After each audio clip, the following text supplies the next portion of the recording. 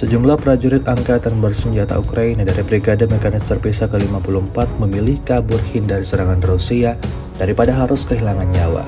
Rekamannya ramai beredar di media sosial Telegram pada Sabtu 1 Juni 2024. Tepatnya di wilayah Spordoye, awak UAV pengintai AK ketiga Rusia melakukan penyerangan terhadap posisi angkatan bersenjata Ukraina.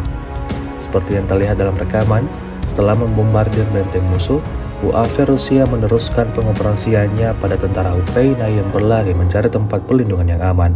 Sayangnya, usaha tentara Ukraina untuk hindari serangan tak berhasil dilakukan.